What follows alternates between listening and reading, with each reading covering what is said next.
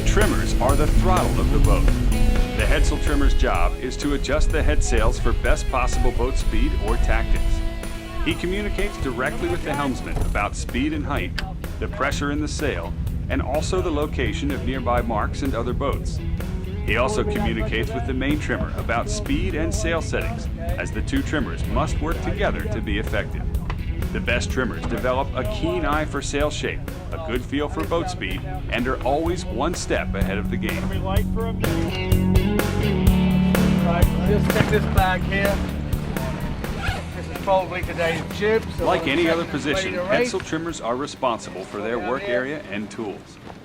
Before the boat leaves the dock, check the condition of all the jibs and spinnakers. Look for visible signs of wear and tear.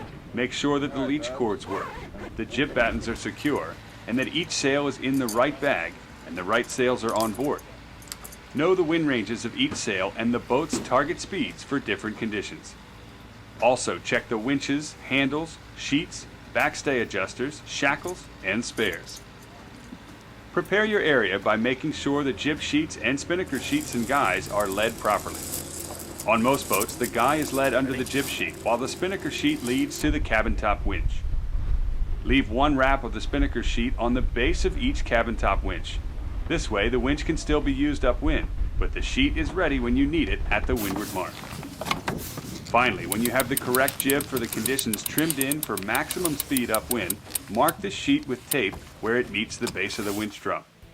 This will enable you to repeat your final trim setting tack to tack. The lead position and halyard tension should also be marked as well so they can be repeated.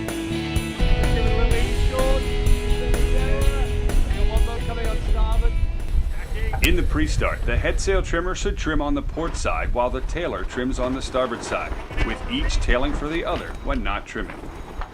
Unless told otherwise, always trim for full speed. It's also very important that each trimmer call leeward boats in clock and distance to them for the helmsman. On the final approach to the start, trim the jib in for full speed when called. Once the sail is fully trimmed, take the handle out and head to the rail.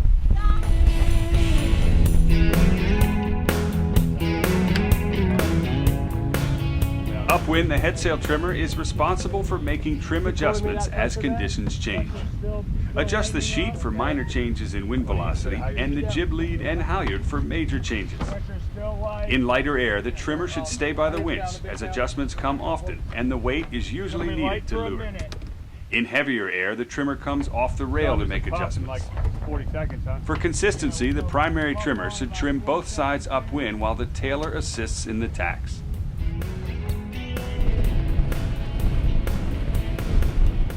In attack, the trimmer comes off the rail first and takes any extra wraps off the winch, making sure there are still enough wraps to keep the sheet from slipping, and checks that the sheet is free to run. On boats with overlapping headsails, ease the sheet slightly as soon as the headsail begins to unload.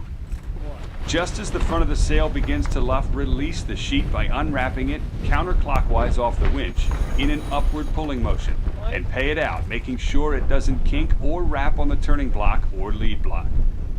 While the tailer pulls in the new sheet, cross the cockpit behind him and start grinding in high gear.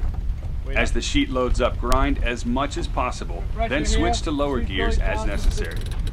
The best stance for grinding is over top of the winch with the winch centered in your chest, feet spread at shoulder width or wider, and your weight on your leeward leg. After the grind, take the sheet from the tailer, add more wraps, make the final trim, cleat the sheet, and head to the rail.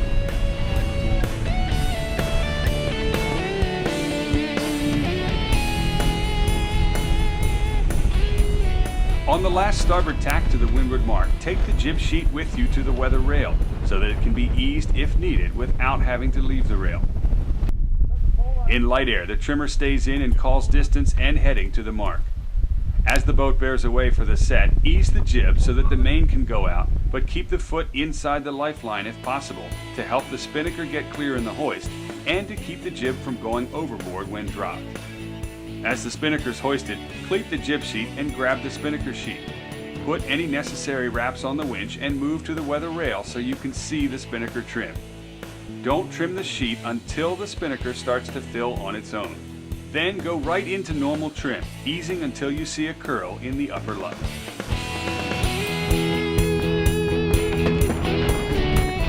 During a tack set, you'll only need to grind the jib into proper trim, which may be a reach if the bow is already at the mark. Then cleat it and move to normal trimming position with the spinnaker sheet. It may take extra finesse to fly the sail if there's no pole. Remember, when in doubt, try to ease it out away from the jib to get it filled.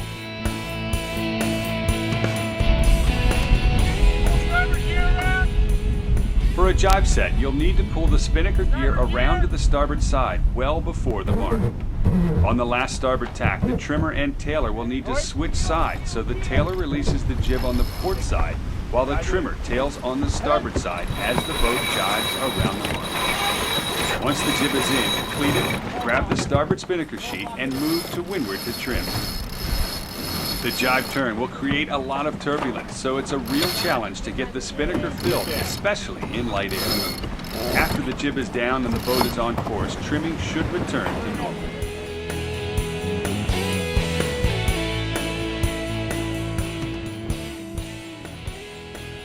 Sailing downwind requires good communication and aggressive trim. The primary job for the trimmer is to let the helmsman know about the pressure in the sail, as the fastest speed down the course requires constant trim and maneuvering to maintain. When the breeze goes lighter, tell the helmsman how far to head up to keep the boat at target speed. When the pressure's on, tell him how far to bear off again to keep the boat on target. Good angle, good pressure in the ship right now. When the boat heads up and bears off, coordinate with the guy trimmer as to how far the pole needs to be eased forward or squared back to maintain trim. In heavy air, you might need a grinder such as the pit person or a floater on the sheet winch.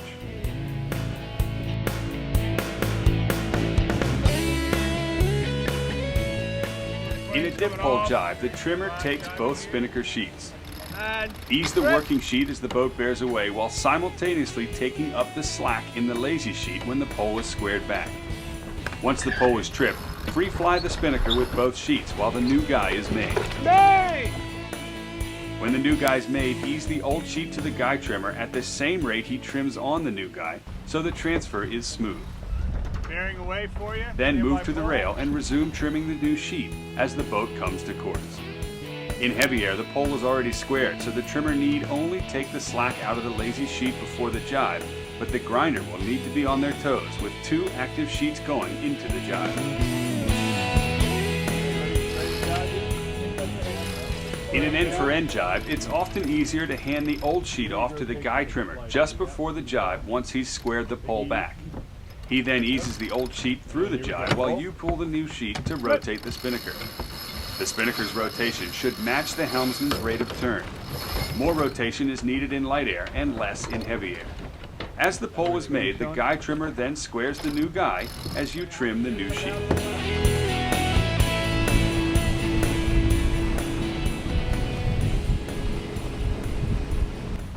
When approaching the leeward mark for a windward drop, the guy trimmer should load the jib sheet on the starboard winch with the minimum number of wraps for upwind without slipping, and the handle in before the jib is hoisted. When the drop is called, move from the rail back into the cockpit. Release the spinnaker sheet completely, making sure it runs free but not over the bow. Then grind in the jib while the guy trimmer tails the sheet. When the jib reaches final trim, move to the rail and set up for the next tack.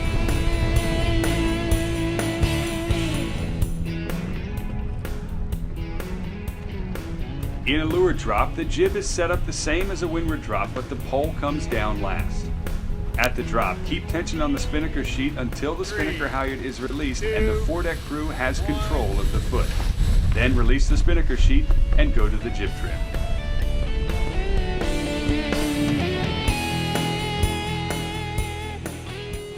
A jibe drop begins with a no-pole jibe.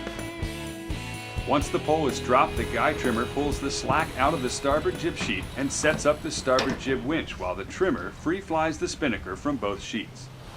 When the drop is called, trim the port sheet hard to rotate the spinnaker to port around the jib while releasing the starboard sheet, making sure it doesn't go over the bow during the drop. Coming up in 4. Little grind, 3, 2, When the bow has the spinnaker under control, drop the port spinnaker sheet and grind the jib in around the mark.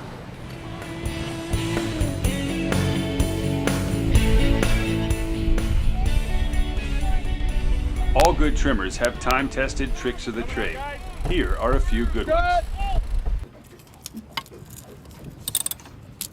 Place duct tape on the top of the drum on worn winches if the sheet is slipping. If the jib gets caught outside the top lifeline in attack, slap down hard on the top lifeline from the cockpit to see if it will roll in before calling the bowman off the rail. If they're not already posted, write the boat's target speeds on a piece of tape and stick it to the cockpit bulkhead for quick reference. The most important thing to remember as a trimmer is that you are the throttle of the boat, so you need to be one step ahead of the game, not just reacting to it.